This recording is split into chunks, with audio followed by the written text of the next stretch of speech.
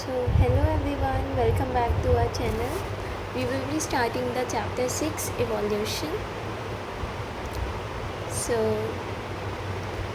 evolutionary biology is the study of history of life forms on earth. What exactly is evolution? To understand the changes in flora and fauna that have occurred over millions of years on earth, we must have an understanding of the context of the origin of life, such that evolution of earth, of stars, and indeed of the universe itself.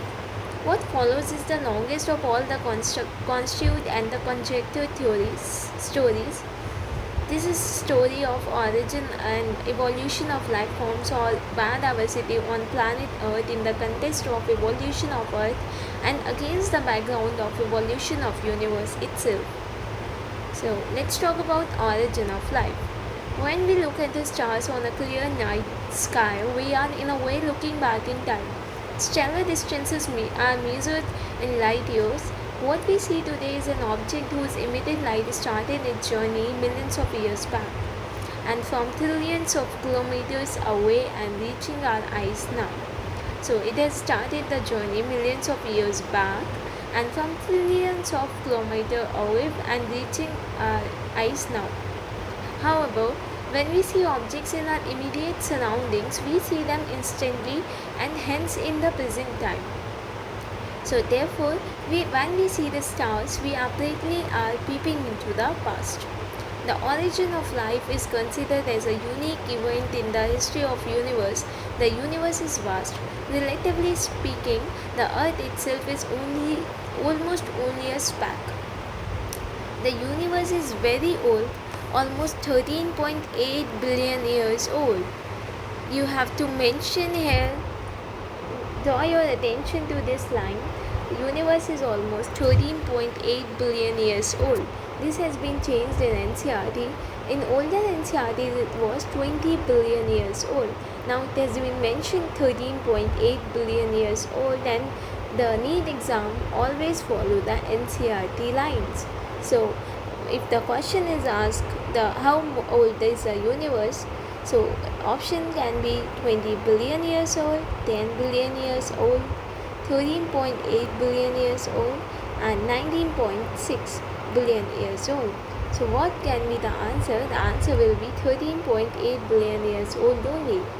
Huge clusters of galaxies comprise the universe. Galaxies contain stars and the clouds of gas and the dust. So what does the galaxy contains? It contains the stars and the clouds of dust and the gas.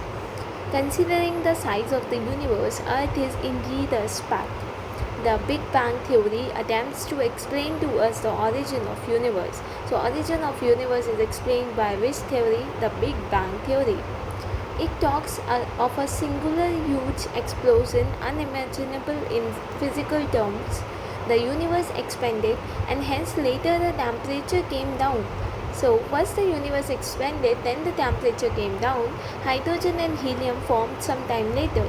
So question may be asked like when the universe expanded and the temperature came down, hydrogen and helium were formed simultaneously. So the statement will be incorrect because hydrogen and helium formed sometime later.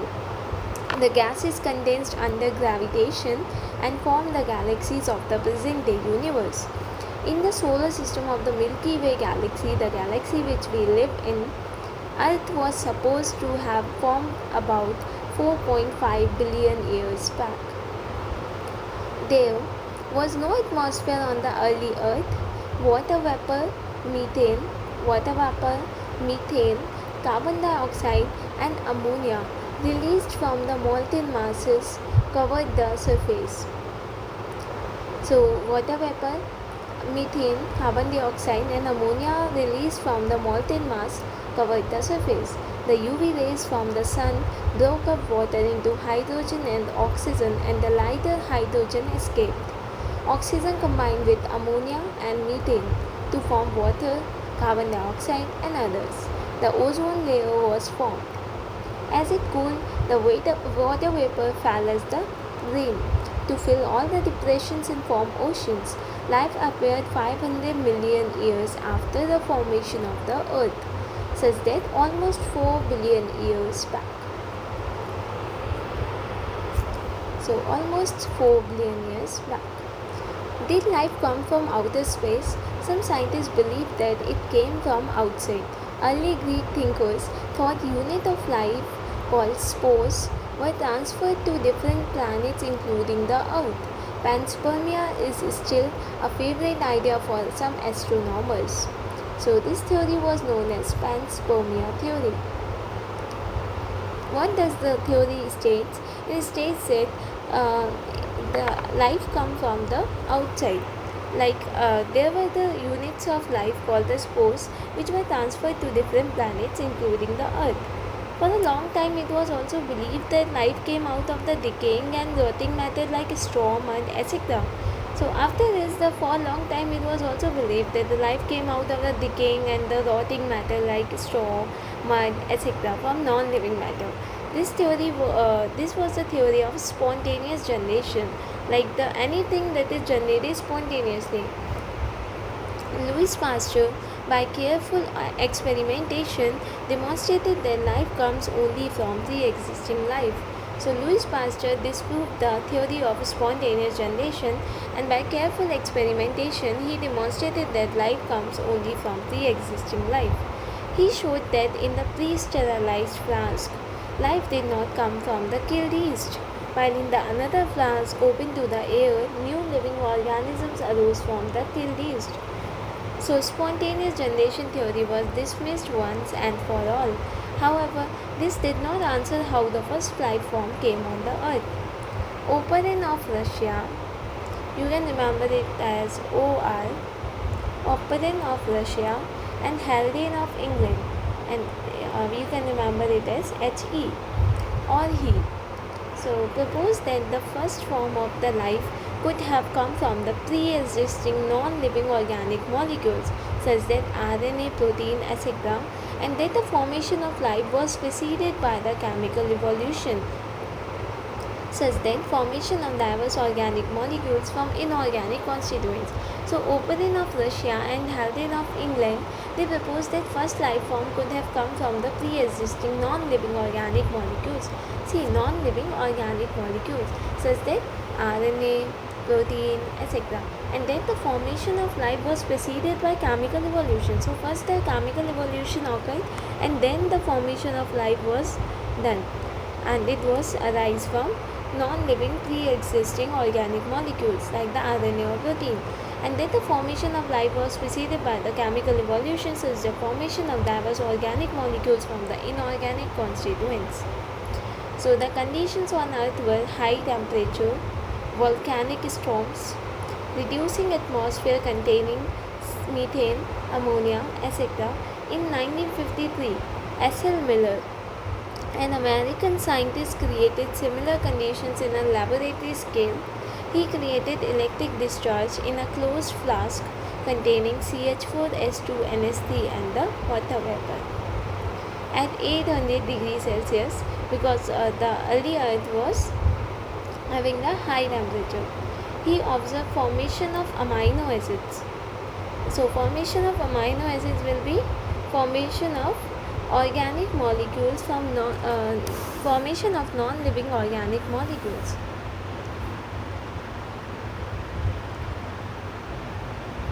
From the inorganic constituents. So he observed formation of amino acids. In similar experiments, others observed formation of sugars, nitrogen bases, pigment and fats. So in similar experiments, the other scientists observed formation of the sugars, nitrogen bases, pigment and fats. Analysis of meteorite content also reveals similar compounds, indicating that similar processes are occurring elsewhere in the space. With this limited evidence, the first part of the conjecture theory says that chemical evolution was more or less accepted. We have no idea about how the first self-replicating metabolic capsule of life arose. The first non-cellular form of life could have originated 3 billion years back. There would have been the giant molecules RNA, protein, polysaccharides, etc. These capsules reproduced their molecules perhaps The first cellular form of life did not possibly originate till about 2000 million years ago, or we can say 2 billion years ago. These were probably single cells. All life forms were in water only. This version of a biogenesis such that the first form of life arose slowly through the evolutionary forces from non-living molecules is accepted by majority. However, once formed, how the first cellular forms of life could have evolved into the complex biodiversity of today is a fascinating story that will be discussed below. Let's see the diagrammatic representation of the S.L. Miller's experiment. So what he said the early Earth atmosphere was reducing, and it has the high temperature volcanic storms reducing atmosphere containing CH4NSC. So S.L. Miller in 1953 created similar conditions in the laboratory scale, and this too at 800 degrees Celsius. He connected two electrodes and created a spark discharge. And the gases present there were methane, ammonia, water, vapor, and the hydrogen. He has a condenser which has the water out and the water inlets. So the condenser condenses the water droplets, water into water droplets. So there is a water droplet. Then water containing organic compound is here. Liquid water in draft. So this is the boiling water, and it is moved to the boiling water. So boiling water, then here's the vacuum pump to remove the air. And under these conditions, what S.L. Miller observed? S.L. Miller observed the formation of amino acids. Other scientists have observed? They have observed the formation of sugars, nitrogen bases, pigments, and fats. Moving ahead, evolution of life forms, a theory. Conventional religious literature tells us about the theory of spatial creations. This theory has three connotations. One, that all the living organisms, species or types that we see today were created as such. Two, that the diversity was always the same since creation and will be the same in the future also. There, three, that Earth is about 4,000 years old. All these ideas were strongly challenged during the 19th century.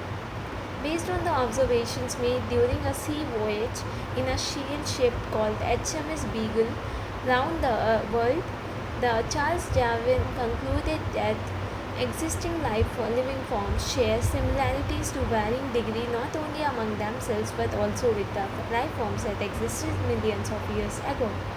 So many such life forms do not exist anymore. There had been extensions of different life forms in the years gone by, just as new forms of life arose at different periods of history of Earth. There had been gradual evolution of life forms.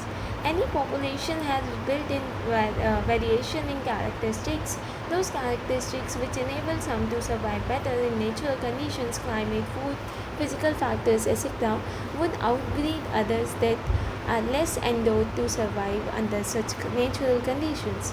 Another word used is the fitness of the individual or the population. The fitness, according to Darwin, refers ultimately and only to the reproductive fitness. Hence, those who are better fit in an environment leave more progeny than the others. These therefore will survive more and hence are selected by the nature. He called it the natural selection and implied it as a mechanism of evolution. Let us also remember that Alfred Wallace, a naturalist who worked in Malay Archipelago, had also come to similar conclusions around the same time. In due course of time, apparently new types of organisms are recognizable. All the existing life forms share similarities and share common ancestors. However, these ancestors were present at different periods in the history of the Earth, in the epoch, periods, and eras. The geological history of the Earth closely correlates with the biological history of the Earth. A common permissible conclusion is that the Earth is very old. not thousands of years as was thought earlier, but the billions of years old. So Earth was about 4.5 billion years old. Life arose about 4 billion years ago. The non-cellular form of life arose around 3 billion years ago, and the cellular form of life arose around 2 billion years ago. Moving ahead, what are the evidences for evolution? Evidence that evolution of life forms has indeed taken place on Earth has come from many quarters. Fossils are the remains of the hard parts of the life forms found in the rocks. Rocks form sediments, and the cross section of Earth's crust indicates the arrangement of sediments one over the other during the long history of the Earth. Different aged rock segments contain fossils of different life forms who probably died during the formation of the particular sediment. Some of them appear similar to the modern organisms. They represent extinct organisms, example dinosaurs. A study of fossils in different sedimentary layers indicates the geological period in which they existed. So the study showed that the life forms varied over time, and certain life forms are restricted to certain geological time spans. Hence, new forms of life have arisen at different times in the history of the Earth.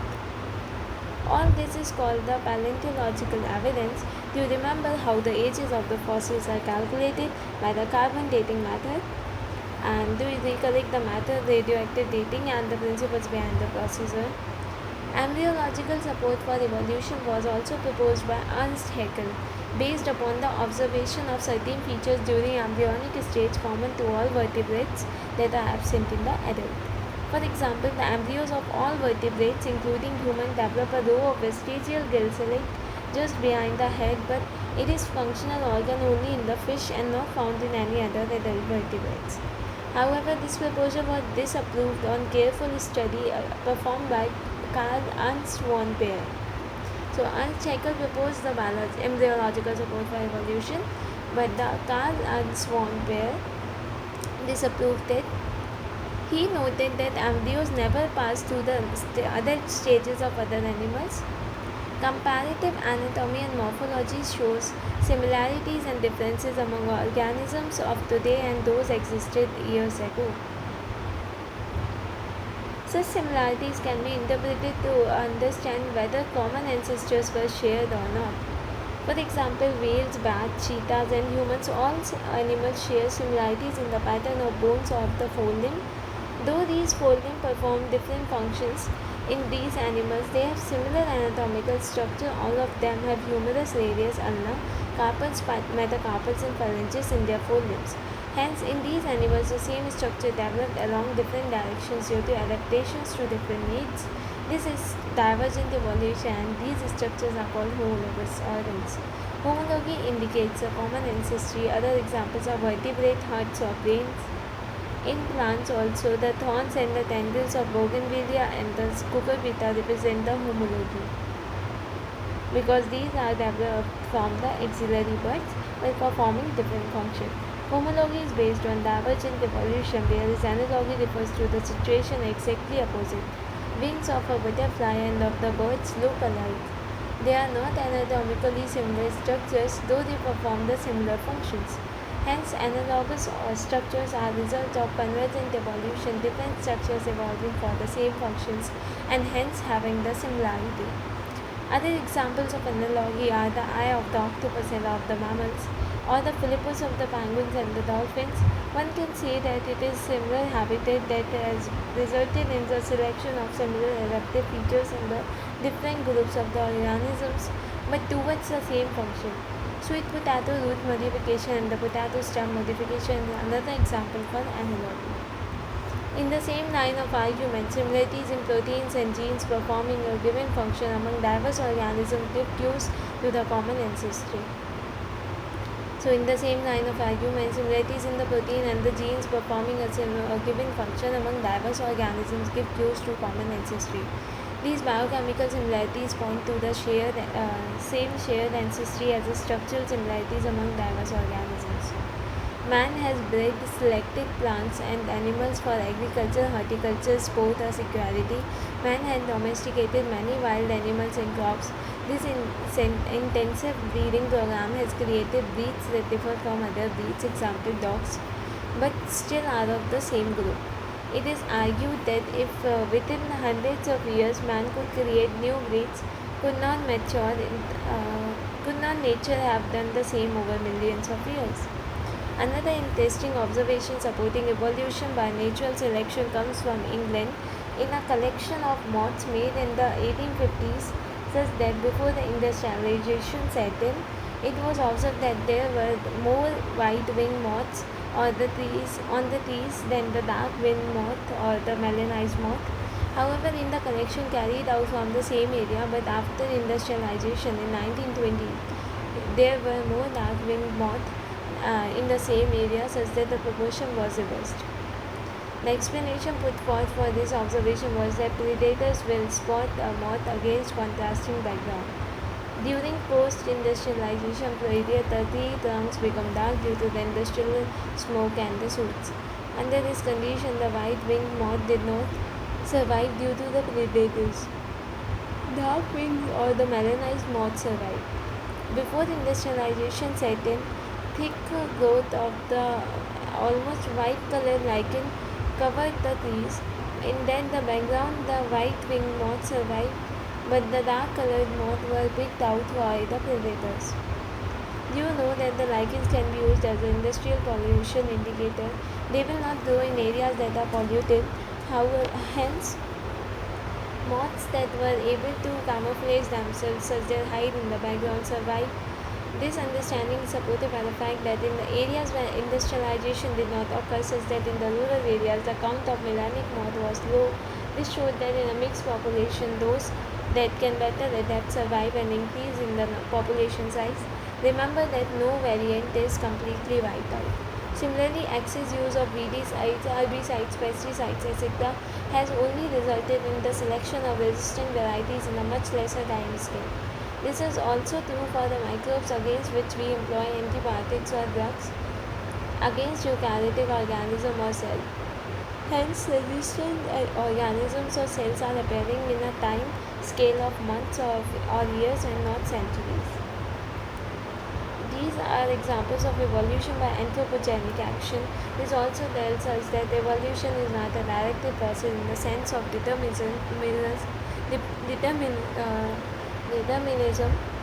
It is a stochastic process based on the chance events in nature and the chance mutation in the organisms. So, figure showing white-winged moth and the dark-winged moth melanized or a tree trunk. A is in the unpolluted area and B is in the polluted area. In the unpolluted area, the light-winged moths are less visible, and in the polluted area, the dark-winged moths are less visible by the predator. Example of homologous organ in animals and plants. In animals, the thorns of bougainvillea and the tendrils of cucurbita. Both are homologous organ having the different function but having originated from the same origin. In animals, the forelimb of man, forelimb of cheetah, forelimb of whale, and forelimb of bat. They all have the similar bones, the humerus, radius, ulna, carpal, metacarpals, and phalanges. So they are having the same origin, but they are having different function for swimming, for flying, cheetah for running, man for doing the work.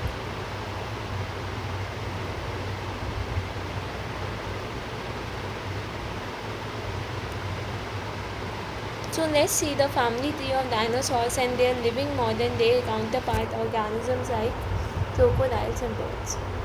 So the dinosaurs, first one is the Brachiosaurus. It ultimately evolved into Tyrannosaurus. Tyrannosaurus, we know these have the dagger-like teeth and these are tall in the height. So Brachiosaurus. Second is the Stegosaurus, which get finally converted to Triceratops. It gives rise to Triceratops. Then the Archaeopteryx comes in the picture. Then the crocodilian is formed, and then the pterodon, the flying reptiles. So here's the movement of reptiles from land to water, like in crocodile, amphibians, and then it turns into birds like the pterodon. So if we were asked like the sequence in which the dinosaurs came on the earth, first one will be the Brachiosaurus, then the Stegosaurus, then the Archaeopteryx, then the crocodilian, then the pteranodon, then the Tyrannosaurus, and then the Triceratops.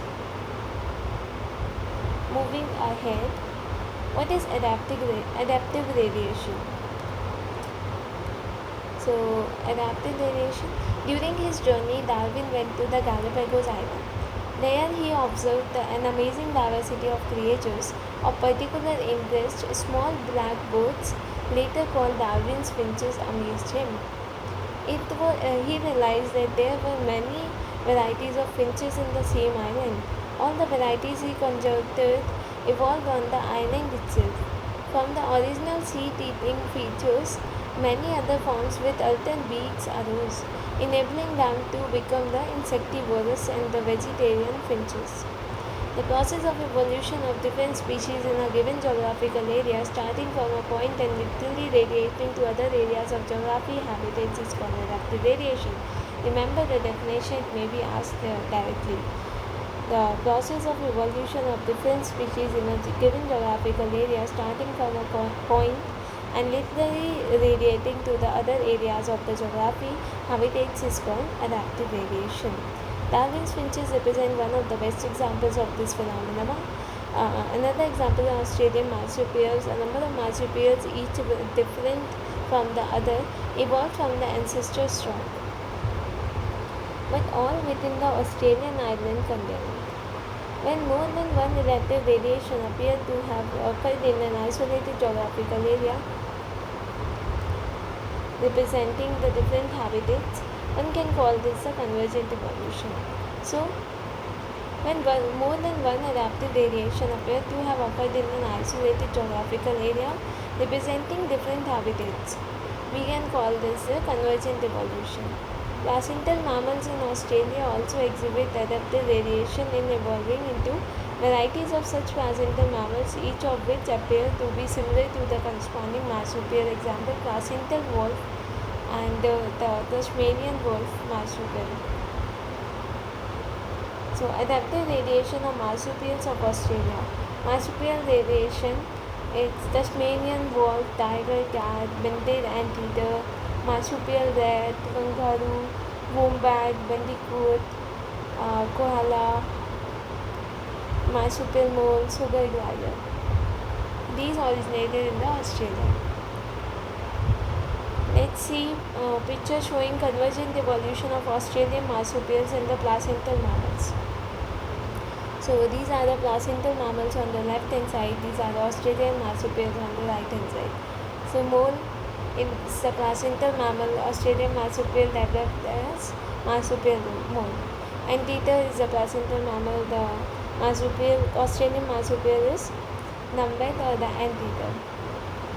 Mouse is the normal one, placental animal, mammal, and the marsupial mouse is the Australian marsupial. Lemur is the placental mammal, and the spotted cuscus is the Australian marsupial. Flying squirrel is the placental mammal, and Australian marsupials is the flying calango. Bobcat is the placental mammal, and the Australian marsupial, Tasmanian tiger cat. Wolf is the placental mammal, and the Tasmanian wolf is the Australian marsupial. So, let's talk about biological evolution.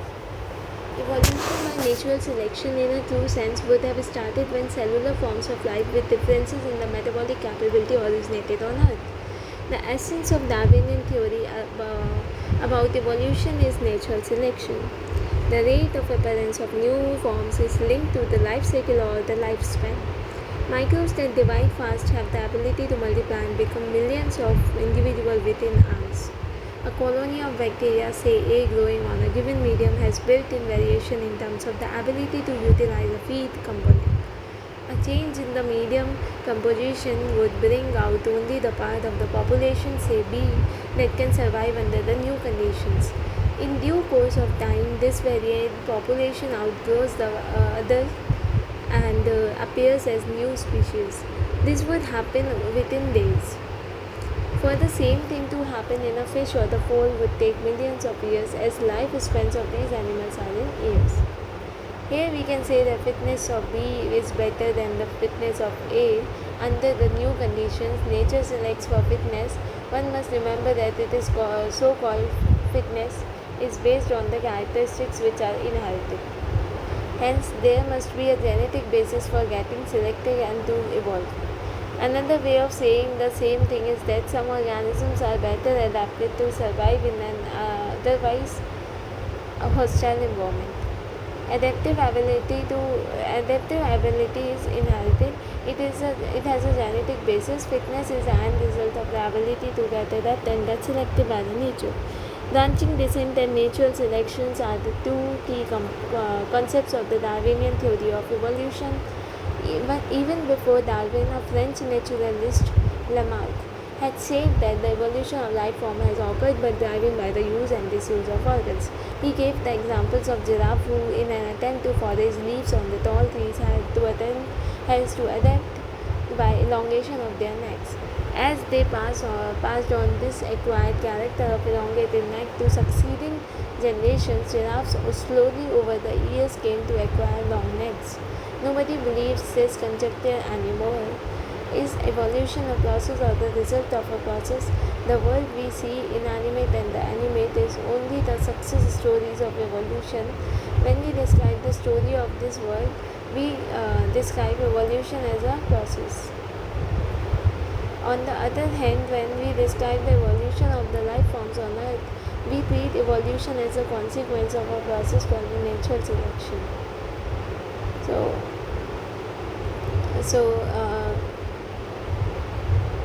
when we describe the story of this world, we describe evolution as a process. On the other hand, when we describe the story of life on Earth, we treat evolution as a consequence of a process called the natural selection.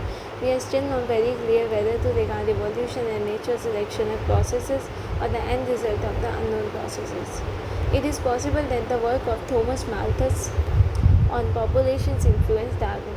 Natural selection is based on certain observations which were factual. For example, natural resources are limited, population are stable in size except for the seasonal fluctuation. Members of population vary in characteristics.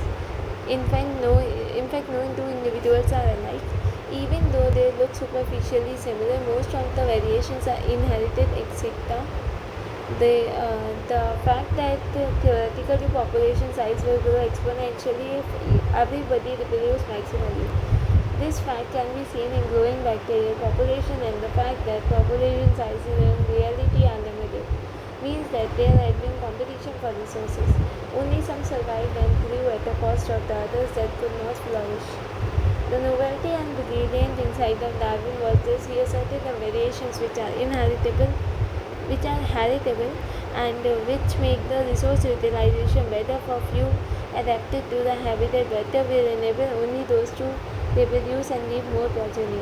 Hence, for a period of time over many generations, survivors will leave more progeny and would be a change in the population characteristics, and hence new forms appears to rise. So this was all about evolution in the first part.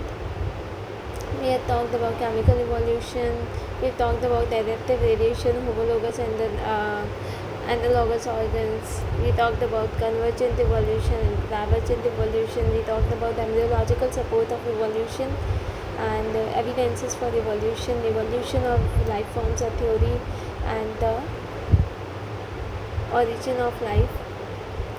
At last, we learn about the marsupial mammals and the placental mammals, and then we know about the adaptive variations.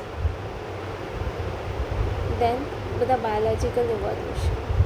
So this was all about the chapter in the part 1. We will be continuing part 2 from mechanism of evolution. Thank you for listening me out. Stay tuned for updates. Have a great day.